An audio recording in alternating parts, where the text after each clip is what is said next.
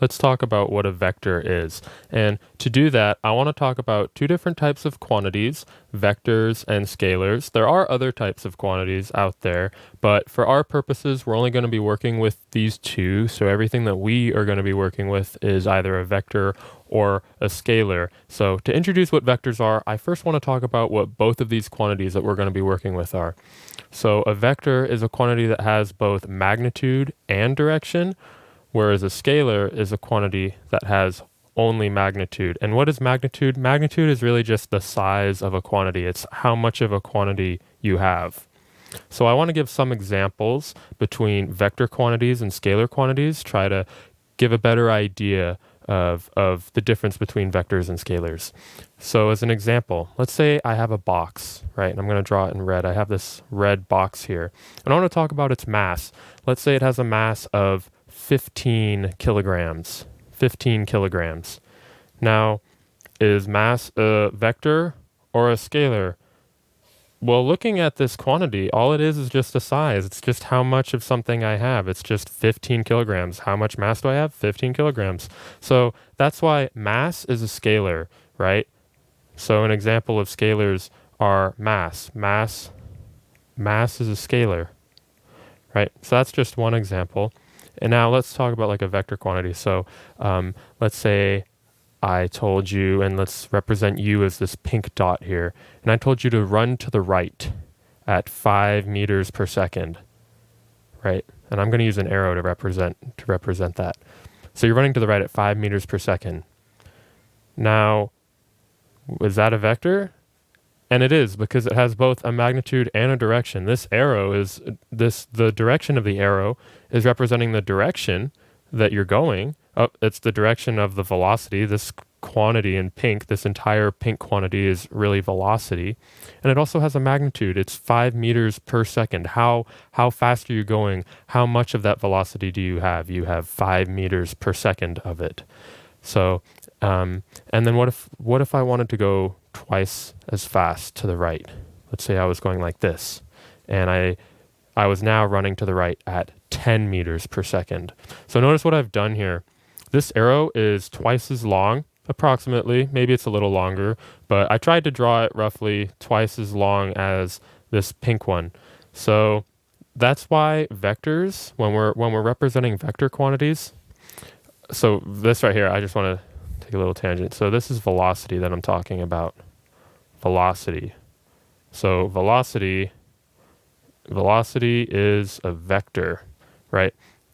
But anyhow, so when we're representing vectors, we often do it visually with arrows, and the reason why we straight arrows, that is, and the reason why we can do that is because arrows have these two different properties to them. They have a direction they're pointing, and they also have a length. So when we're representing vector quantities, we use the length of the arrow to be about, roughly directly proportional to the magnitude of that vector quantity. And then we use the direction that the arrow is pointing just to be the direction of that vector quantity, which is why here, when the velocity was 5 meters per second to the right, you don't want to forget the direction, otherwise it becomes speed. But when we're talking about velocity, 5 meters per second to the right, that's why when we had 5 meters per second to the right up here and 10 meters per second to the right down here, why we had to draw this sort of turquoise arrow as being twice as long, because its magnitude, 10 meters per second, was twice as great. So that's the difference between a vector and a scalar. A vector has a direction associated with it as well, whereas a scalar does not. And one other way that I want to talk about that can kind of help visualize this is if you're sitting in a room, or maybe you're fortunate enough to be sitting outside, but imagine all of the points around you in whatever space you're in. So let's talk about temperature, right? So every point in the space around you, let's say, has some different value for whatever the temperature is in that room, right? So if you had some 3D room, right, and I'm doing my best to draw like some rectangular prism. Whoop, that's not rectangular at all. Something like this is a pretty bad drawing, but just doing it to get the main idea across, right? And you've got these dotted lines representing this. right? Something like this. And there's all these different points in the space around you, right? All these different points. And they don't have to be different colors, but every single point around you. Now, every single point has a different temperature. So some of them might be 65 degrees Celsius, right? Maybe this one over here is 70 degrees Celsius. So every point has its own temperature, and that the temperature is just a value. It's just a size. How much temperature do you have? I have 65 degrees Celsius of it.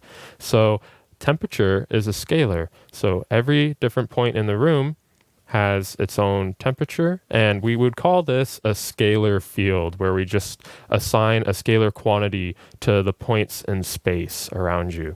Now, if I had a similar situation, but instead, let's say we were modeling the velocity of wind. Maybe there's like wind in the room that you're in, or maybe there's wind outside where you're sitting, and we wanna model that with vectors. We want to model the velocity of the wind with vectors.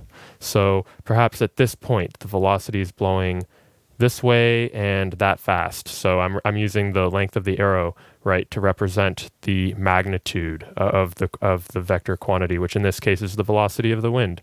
Maybe at this point over here, the wind's blowing this way and it's going much faster. So I'm going to draw it with a longer arrow.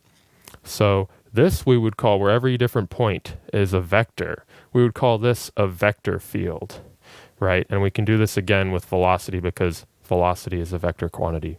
So anyway, I hope that was all helpful in talking about vectors, what a vector is, of how it's just a quantity that has both a magnitude and a direction, and in how when we're representing vectors, be it in 2D or 3D, how we can use an arrow to represent them visually because of those properties, that they have both a magnitude, which we represent with an arrow as its length, and it has a direction, which is just the direction that the arrow is pointing. With scalars, we can't represent them as arrows because they only have a magnitude, so we only can represent them as some number followed by a unit, right? 15 kilograms or 10 meters per second, right? So both vector and a scalar can have magnitudes, but only vectors have direction.